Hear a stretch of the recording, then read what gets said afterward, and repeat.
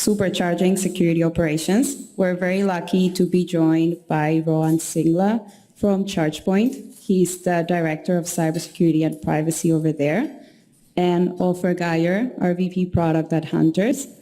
So enjoy lunch and enjoy the session. Thank you. Thanks, Yael. Hi, everyone. As Yael mentioned, I'm Ofer Gayer. I run product at Hunters. Not too many slides today, don't worry. We're going to start the chat super soon. Just want to give you a little bit background about us and ChargePoint as well shortly. So what is Hunters? Who are we? We've been around for almost 4 years, about 160, 150 strong, based in Israel, Tel Aviv, and with some Boston presence. What we do is we mostly replace SIEMs with what we call a SOC platform. We have some of the top investors, some of them in the crowd here today. Series C company with backing some of the strongest venture capitals in the industry. What we're trying to do here is what we're doing different is we rebuild your SOC and offload a lot of your burden.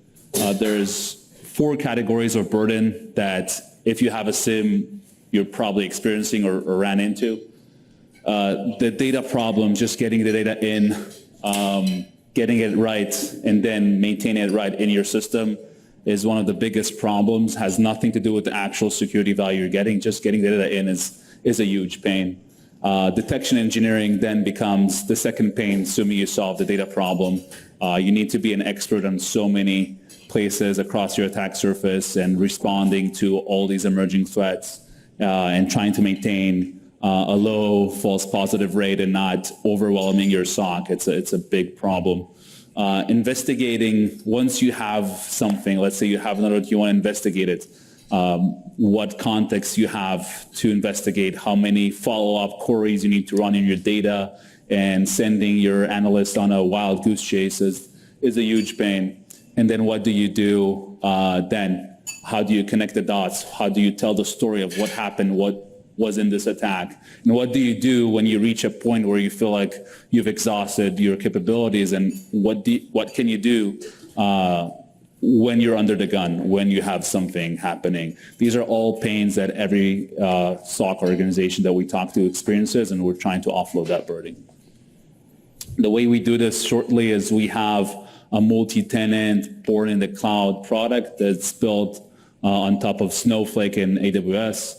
We're really building something that you can think about it as microservices to run every single aspect of your SOC platform and make it a very low-touch solution. We have a data engine that's in charge of ingesting the data really quickly and easily.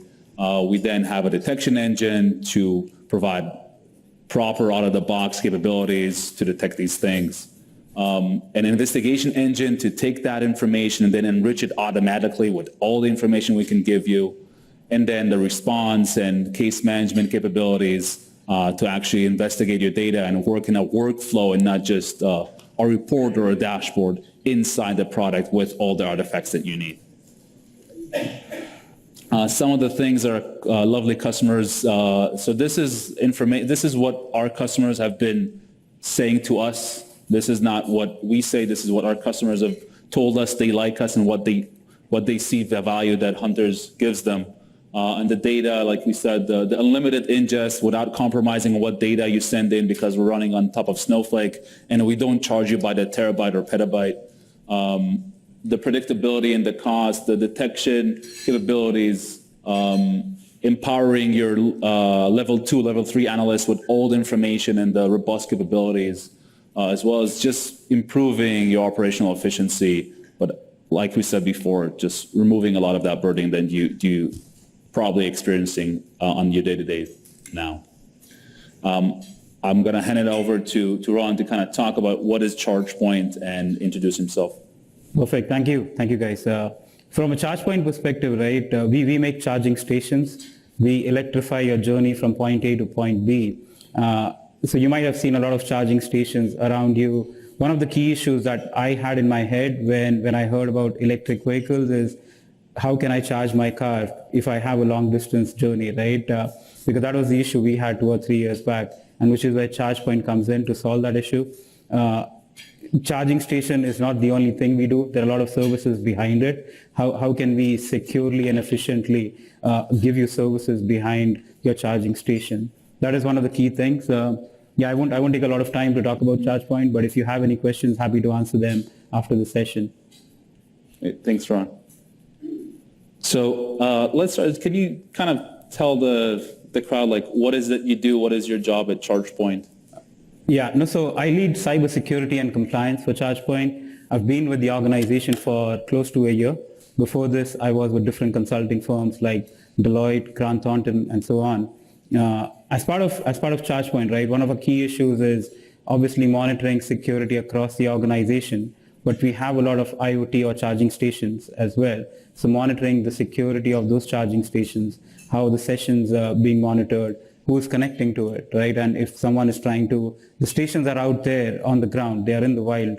So if someone can manually try to hijack a machine, that is something we need to monitor as well. And that is part of the charter, what the security team looks after.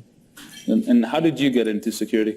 So, yeah, no, that's a good question, right? I started off as a developer back in the day, was mostly developing applications.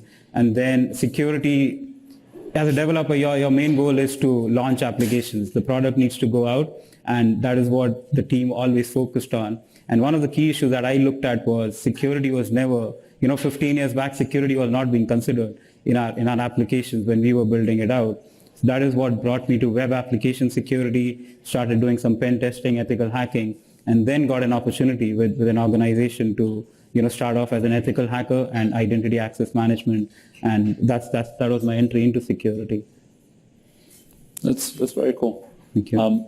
So, what is your kind of challenge today? What does look like at the company, your organization that you're running? What are some of the challenges that you have in front of you today? Yeah, the challenges, right? It's no different to any other organization.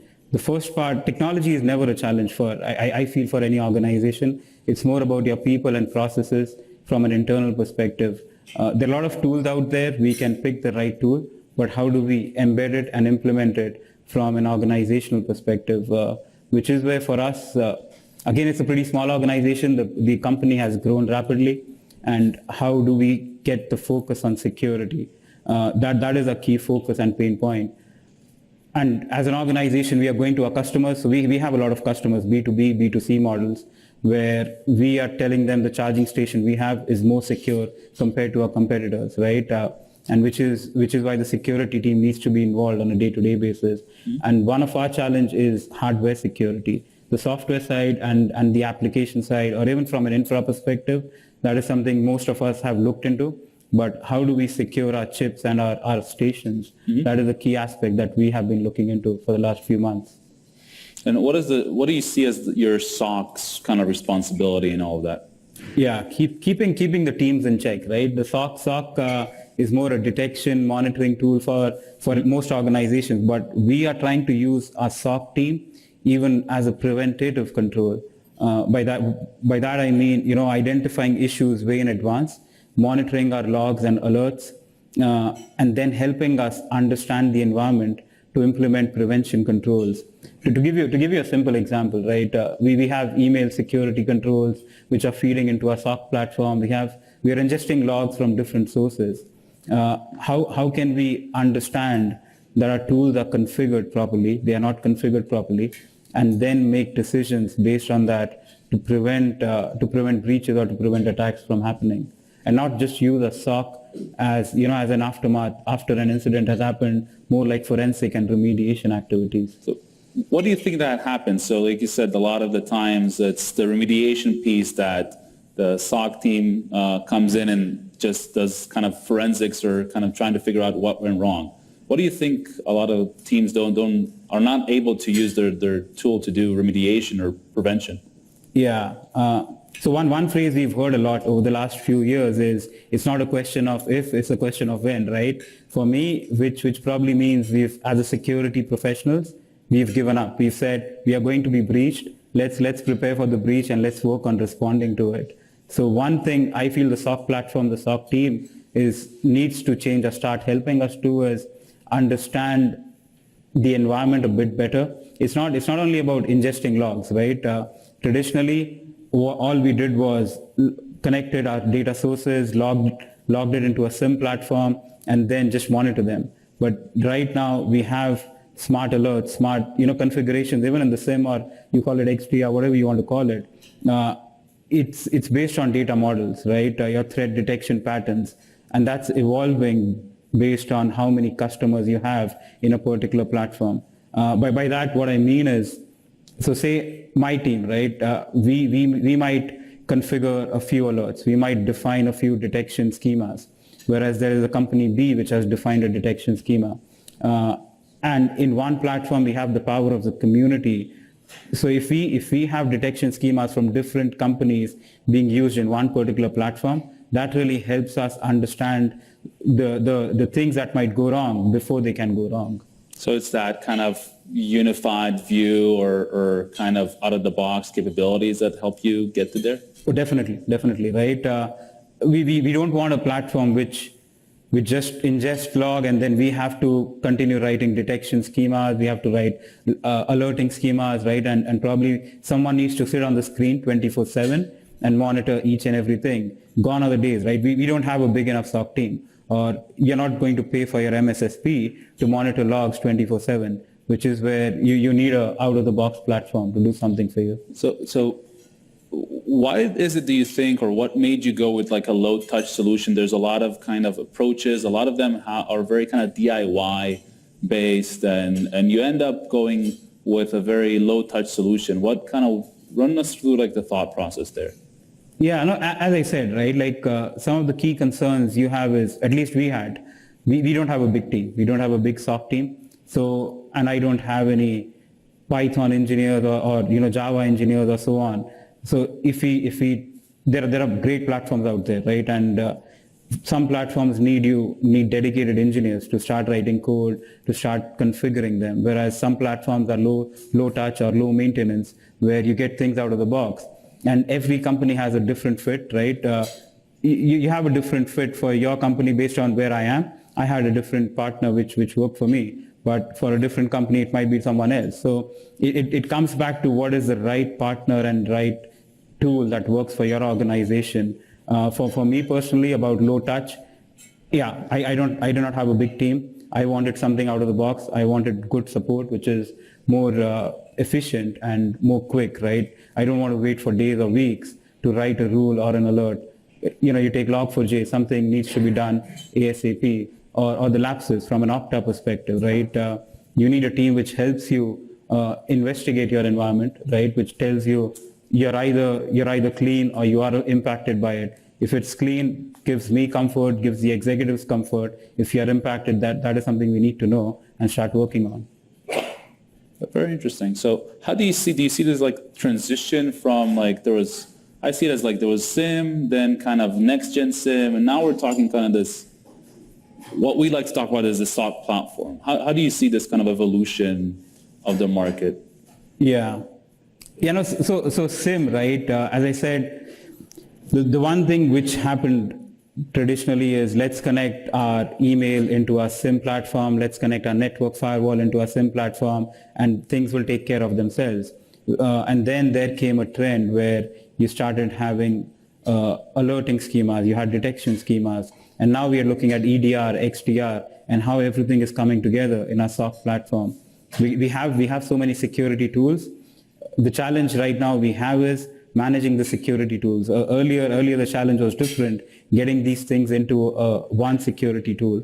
But now we have, every organization, I think, has at least 10 to 15 tools, if not more, right? If you count, I was counting the number of tools we have somewhere around 24, 25 security tools, right? So how do you manage them? I can't log into each and every tool and monitor these tools. So that is where our SOC platform comes into play, bringing all these tools into one dashboard. And the industry is still evolving, right, as we speak. Not all tools are integrated, some of them, and you have new tools coming out each and every day. So how do you integrate them? How do you ingest the data? And then how do you manage that data as well? Because that is a big challenge right now. The security data we have is in gigabytes for every organization, but some organizations have it in terabytes and maybe some of them in petabytes. So who owns that data? How do you manage it? Where is it stored? And most of the new organizations are agile right now, which is where the SOC platform for me comes into play, right? Having that single dashboard on the front end, and then the back end, you're having a big database and something that can ingest that. So you touched on something interesting about the data, and you and I talked just before this about looking at different data security is definitely one of the trends we're seeing in the market, and data sovereignty and access, also retention. Yeah. And you usually think about kind of the classic business data or application data, but how does that relate to security data? We're storing a lot of data for you, and your SIEM usually stores, like you said, terabytes or petabytes of data. What does that mean in terms of like choosing a tool and some of your concerns?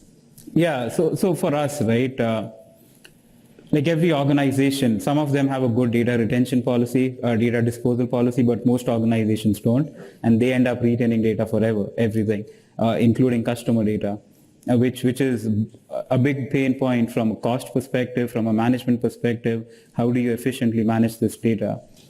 Which is where when we were working on from a security perspective, what we looked at is what are the key data types that we want to store for 7 years, for 10 years, and the metadata, right? How long should they be stored? Should it be 1 year? And that is where we differentiated in them, and we have our own data lakes. We have AWS, we have Snowflake, and a few other things. The agility to bring your own data lake, right? That is what we wanted. We want a SIEM tool or a SOC tool to sit on top of our data lake, or at least giving us the power later in time to connect our data lake to the SOC platform, right? And we're not bound by that company or by a tool saying, this is the data lake we have, this is what you're going to use. And one of the biggest issues I've seen in 10 years back was for me to get my data, security data from a vendor, I've had to pay them a lot of money, right? And you've had to sign a lot of clauses and contracts to get your data back, which you don't want to get into anymore, right? And that is where having your own data lake is very important for us. Interesting. And so one of the challenges that I talked to you about before was kind of the problem with getting the data in. I always feel like it's one of the biggest pains that for some reasons not many people want to talk about. I want to hear from you. What has been your experience in the past, and kind of like what do you think about that, and how should kind of organizations approach that? Yeah. So again, historically, right, we've had to write a custom connector. So if you guys have worked with SIEM tools, you've had to write a custom connector. But the industry has evolved so much, and we are a cloud-first company. We at ChargePoint, we are all on AWS right now. So what we tend to do is we tend to store all our data into S3 buckets or in different cloud databases. So how can we ingest data from these cloud databases into different data lakes, be it a Snowflake, Databricks, or whatever? So ingesting data from an S3 bucket, if you can find tools which is ingesting it from there, that makes life easy for us, and we don't have to write custom connectors, or we are not waiting for the vendor to write a custom connector, right? Because you have so many tools, as I said, and which one do you prioritize?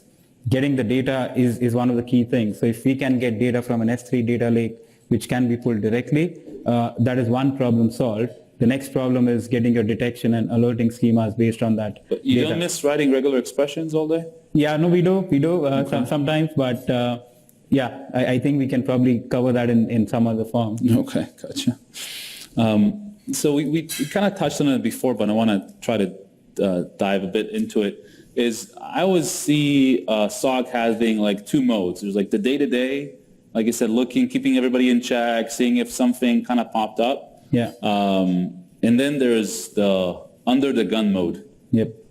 We have logged for shell drop, hard bleed, shell shock, Confluence, RCE, F5 RCE, you name it. Every week there's something. What does that mean to you, and what do you think about that, and how are you approaching that today, and what kind of helps you in those critical moments? Yeah.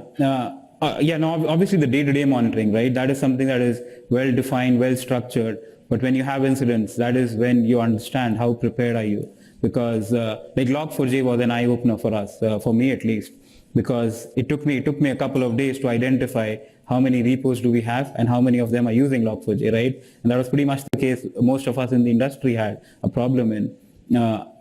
Fixing the issue was obviously a different hurdle, but the first hurdle, we spent time identifying what is the impact, what is the risk to the organization, how much of our code is using legacy Log4j, right? Log4j 2.x was one thing. And these type of incidents help us understand. We can do tabletop exercises, which we do, but they won't still prepare you for these type of incidents. And we take lessons learned from here, and then how can a SOC platform help us improve it, right? Like in Log4j, the SOC platform couldn't have helped us identify this, but if we had the right tools, they could have probably integrated with a SOC platform. If we had an end-to-end view, the SOC platform would have highlighted these are your repos which are impacted, or this is your risk level, and this is what you should prioritize and focus on. So you mentioned lapses before. Was that kind of a different experience for you? Yes, lapses again, right? Not a lot of us were impacted by lapses as an organization, but a couple of organizations were impacted, right? But as soon as you see that hit the news, everyone starts emailing you. Are we impacted by lapses, right? Because Okta is a tool which is used by 90% of the organizations, if not more or less.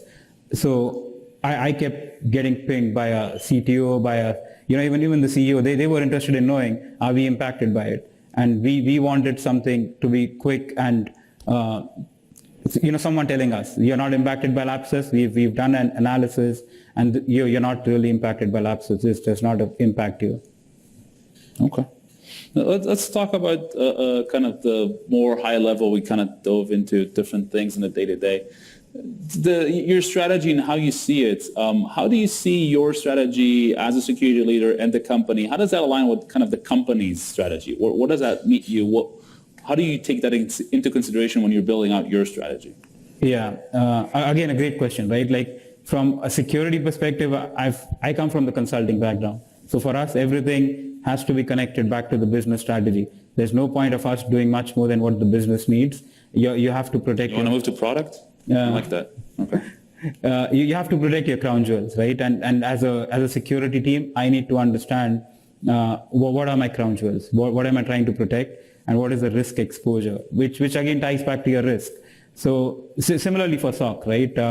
I can try to protect the entire organization, but I cannot, right? And it comes back to the size and how big your team is, the magnitude of the impact. So, and back in the consulting days, there was a phrase where you have to understand your risk appetite. You have to accept some risks which are going to cost you. The fix, the risk remediation is probably going to cost you more than the impact of the risk. And that is how we prioritize our security efforts, right? We try to understand where the business is headed, what the strategy is from a business perspective, and what do we have to protect from there. So, and how do you go about planning? Is that an annual plan? Are you like doing like a roundtable quarterly, monthly? Yeah. The CEO calls you this week and says, I read this something on Reddit and number one priority. What's going on? Again, gone are the days, right? Like we used to have 5-year security strategies, 5-year roadmaps. Now security is evolving so quickly. The threats are evolving, right? They're evolving every week. So we do have a roadmap. We have a 12-month roadmap or a 2-year roadmap. I'm telling you, you need to be in product. Ron. Okay. Yeah, probably. A 12-month roadmap is good, but you still have to align yourself to the environment, right? And to the trends in the industry. So we have an agile. We have Scrum meetings. We do a three weeks Scrum or a sprint, 3-week sprint. So we try to assess our strategy or a roadmap every quarter. That is the 12-month roadmap we've prepared. But then if there is a new thing which has come up, right, a new risk which is probably scheduled for Q4, it has come up and we have to start focusing on it, then we try to realign our roadmap. To give you an example, brand risk was something that we were going to focus on next year, but domain takeovers, that's become a thing, and which is what we had to prioritize and bring it up the chain. Is that what keeps you up at night? There are quite a few things that keep me up at night. SOC, SOC actually is one of them. The other one is hardware security, our charging station security. How do we manage that on an ongoing basis? because that field is not pretty mature right now. And our charging stations have close to 300 parts inside them. So we are looking at 3 or 4 layers of supply chain, right? And supply chain security, we all know, is one of the big risks. So how do I manage that? And even if I know, you have SBOM for a charging station, we have a hardware BOM or a firmware BOM. We have to have a list of all the hardware parts we are using, and then how do we secure it? Those are some things that are difficult to solve. So what are some, you said you're doing really well on planning, you're doing Scrum, you're probably doing a lot of retros, and everybody has an opinion on the retro. What kind of, I'm sorry to use a dirty word, but what kind of some of the KPIs that you use to kind of measure your success and you're hitting the right mark in your overall strategy? Yeah, I wouldn't say we are doing well. We're trying to do well, but I don't know if you're doing well or not. From a KPI perspective, right, the biggest KPI is the impact and the risk exposure, right? So when we report to the board, we are reporting on 9 or 10 key risks. So where is that risk level, right? If it is at high or critical, how is it moving? And from a KPI perspective, what is the cost and effort needed to move that risk from a high to a low or a medium? And not all risks need to be moved from a high to a medium, right? Some of them will always remain a high. And for me, a risk will always remain, right? Even if I spend N number of dollars, it will remain a risk. It will either be a low or an informational, but you can't let go of that risk because you might have a ransomware, or a zero-day risk or something like that, which might come up and move it from low to high risk. Gotcha. So let's kind of talk about the road ahead, but I want to start with like doing a retro, right? What would you say to Rohan of 5 years ago, a year ago? What would you kind of wish you would known or been told a year ago or 5 years ago when you started your job? 5 years ago, I had an impression, right? Some of the key security pain points which we've had for 20, 25 years, I thought they will be solved. Asset management being one of them. It has never been solved. I see a few vendors coming in, but the problem with asset management is it's so dispersed, right? We haven't nailed it down, and that is what I thought will be solved. Access management, IAM. So security, the pain points, 5 years back, the pain points are the same, right? They are evolving, they're getting better, but the pain points haven't changed a lot from a security perspective. 1 year back, before I joined ChargePoint, I thought, consulting is difficult where you have to spend long hours, but coming to the industry hasn't been easier either, right? You're always on the go, you have to solve so many issues.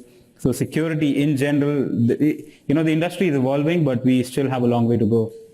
I've heard it from a lot of consultants that when they cross their line, they kind of get hit by a reality block, I guess. Yeah, to an extent, right? Because as a consultant, you can walk away from an issue.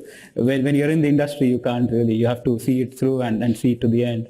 It's the ownership part. Yeah, that's the ownership part. Yeah, definitely. And you're no longer being paid, right, to solve issues. Yeah. So I think everybody knows like the number one problem probably for any security team, especially in a SOC, is the talent shortage. Yes. And talent retention and the level of expertise that you get with that talent. What do you see that in your day-to-day, and how does like something like a SOC platform can it help you? Does it alleviate some of that pain? And what are your thoughts about that? Where are you taking this from your perspective right now in your current position? Yeah. So hiring is one issue, then retaining talent is another issue, right? Because we can hire graduates, we can hire interns after 2 years. They've been offered salaries by a FANG and by others, which are 3 or 4x. So you've spent 2-3 years training them, and then someone else comes and poaches them. So which is where, we have to create a pipeline. But at the same time, you need to automate a lot of stuff, which is where your AI, ML, the buzzwords need to really be implemented in the organization. What I feel is, which is where I was talking about the low touch and having your detection schemas and your alerting schemas. How can we reduce the impact and the dependability on resources, right? Like if I have a 3-man SOC team or a 3-person SOC team, right? And some of them go on leave. I just have one person, and we have so many alerts coming in. Now this one person cannot monitor all the logs or the alerts. So how can the tool help us, monitor these logs and prioritize the alerts and the thresholds over there. That is where I feel automation needs to come in.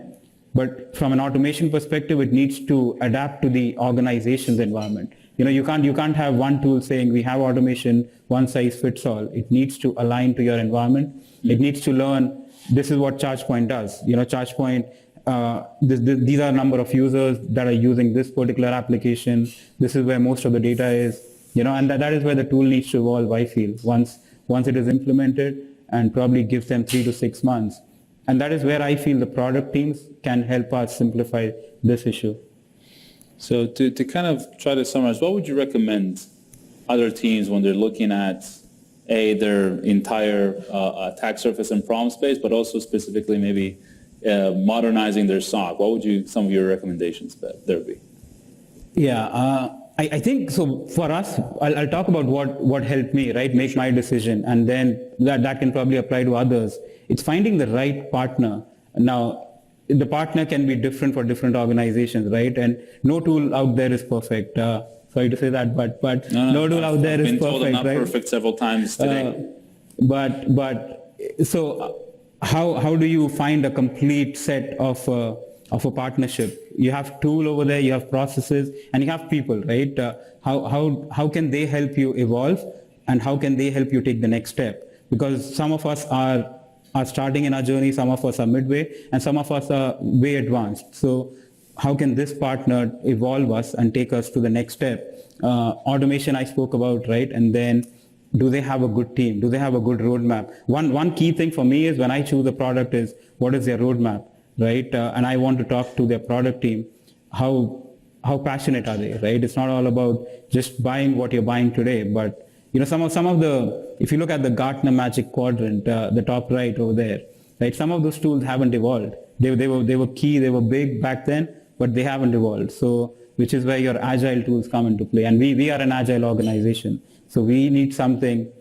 I might have a requirement, but my requirement might change after 3 months. So for me, it is pretty important that the partner I choose works with us, can help, will evolve their tool with us as well.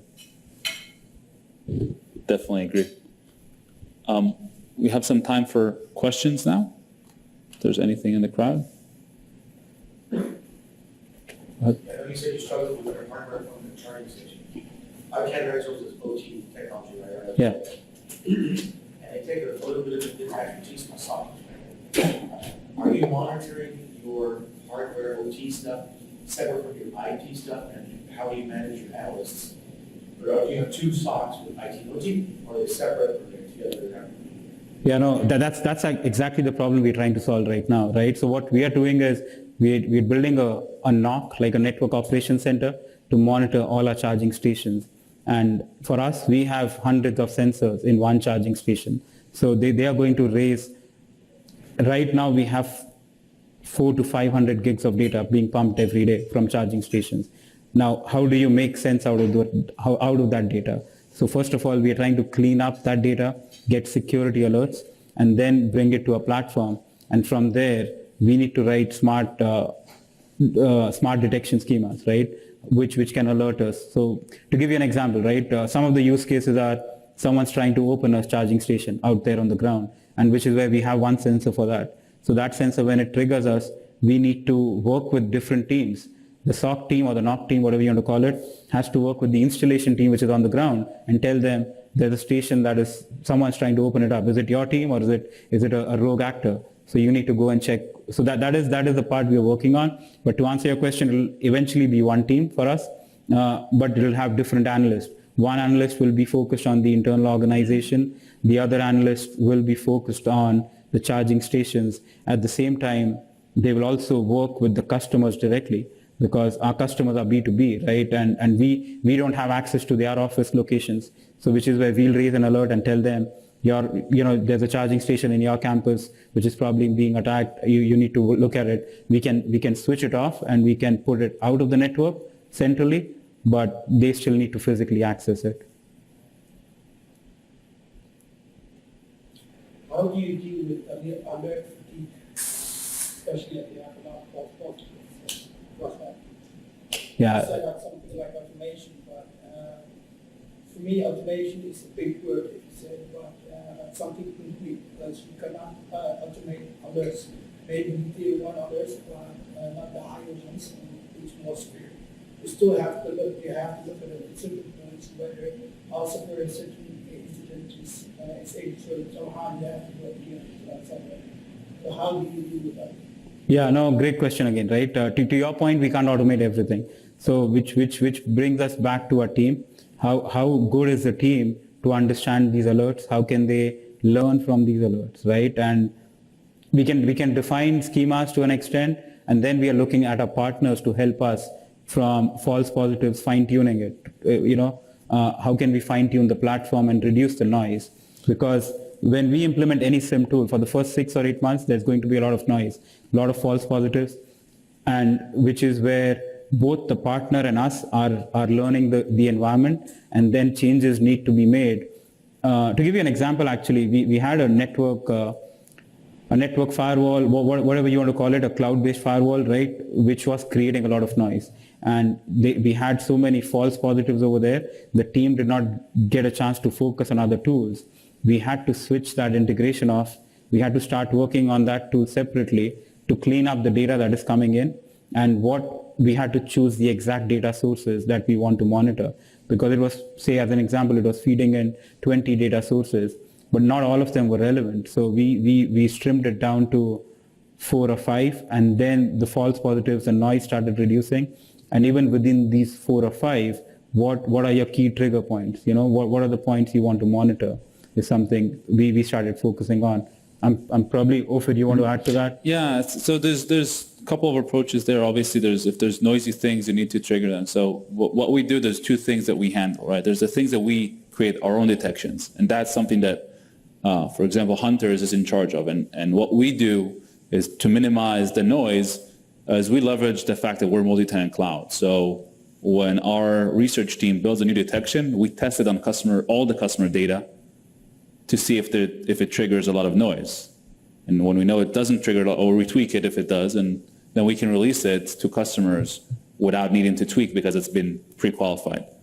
The problem lies with third-party solutions that might just be standing out a lot of different third-party alerts, which we don't get necessarily to filter, because the customer will say, why are you filtering things for me? I didn't ask you to filter. This becomes kind of this contention point. And that's where you shouldn't focus on filtering, you should focus on focusing. You should, because there's finite resources, you cannot look at all the alerts all the time. The point is, am I looking at the most relevant information at every single point in time, right? If I have an analyst, does he understand the queue of things he needs to do, and what should he focus on? Does that make sense? And for that, we try to use a couple of things that we have here. You can see that. So investigation engine, we take that alert and then we enrich it with everything else that we know on that alert. Have we seen that IP before? Is it relevant from an IOC perspective, from a reputation perspective? Have we seen it multiple times? All that metadata, that user, that hash of that file, whatever you name it, we're going to look into that, and then we're going to have a risk engine. It's going to decide if this is actually more riskier or less risky, and then if it's interesting, it's going to bump it up the ladder, right? So what you want to do is you want to amplify the signal that's important to you as much as possible. And the problem is sometimes you have signals that are weak, and what we do with the correlation engine with that graph is we tie together a strong signal or a medium signal with that weak. Now that weak signal helped us understand that that entire attack is then more interesting. So I don't discard that weak signal, I use it in tandem with a signal that is high fidelity. So again, I'm pushing the more relevant thing into that analyst's eyes, and not just having a queue, right, that's sorted based on some arbitrary risk score number that the analyst doesn't understand. Does that make sense? So basically you're saying in case one alert triggers, that alert actually contains multiple others in order to create one response. Yeah, we take that one alert and then we add information from other data sources, right, and we correlate that alert with other alerts. For example, I see someone clicking a phishing link, right? And then going, downloading some dropper, you see that dropper, and then he goes to some high-risk reputation website, then from there he accesses your AWS. Some of these things in the middle, they might not be that interesting, right? Low reputation domain. Sometimes it's interesting, mostly it's noise because we all access low reputation domains every day, right?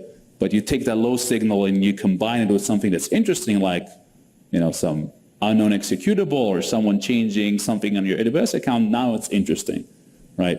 But if it's not, like an attacker never does one thing, right? An attack is never one thing. It's a chain of things. There's a dropper, there's an exit, there's privilege escalation, there's a lot of things that are happening. So if you tie those together in a graph, you can see what's interesting. Mm-hmm. It probably comes back to enriching your data, right, with external threat feeds as well. Context is king. Yeah. Speaking of enriching data, you mentioned the importance of having your own data lake, right, for hunters or other solutions to sit upon. You mentioned the one reason for that is years past, the pain of having to try to get the data out of a more proprietary data storage. Are there other reasons why you believe in the importance of having, the data lake yourself? Do you plan on enriching that with other ChargePoint operations or business data? A lot of other reasons, right? From a compliance perspective, one, compliance being a key issue, right? And then having control of our own data, and then privacy, as I said, compliance. How can we enrich it? Because we doing data analytics on an ongoing basis. So if I go to my data team and I own all the security data, I can run data modeling schemas or, data analytics. We can use Tableau. We can plug in Tableau and see dashboards over there, right? That is the power we get with having our own data lake, because otherwise I'm just confined to a SOC platform's dashboard. And now if I own the data lake, I can have my own dashboards. I can pretty much use it to see all the vulnerabilities in my environment. And then what vulnerabilities, if I tie into an external threat feed, what of them are 0 day, right? And those are things which we are trying to play with using Snowflake and others, but we aren't there. I won't say we are there yet, but that is something, the power we have. If we did not have a data lake, we wouldn't have that power to do. So most of what you have in mind then is other security telemetry type of use cases.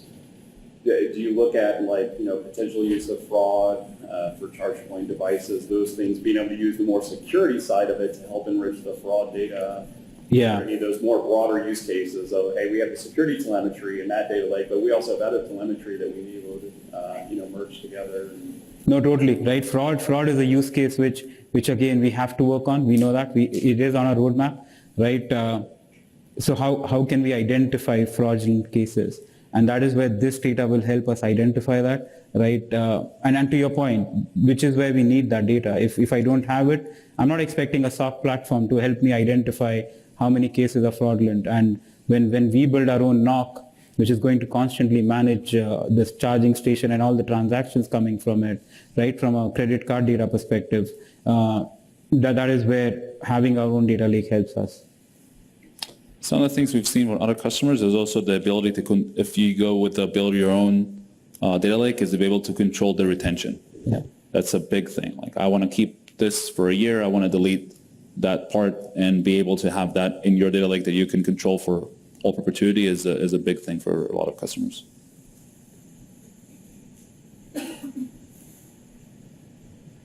All right. No more questions. Then thank you all for joining us today. Thank you.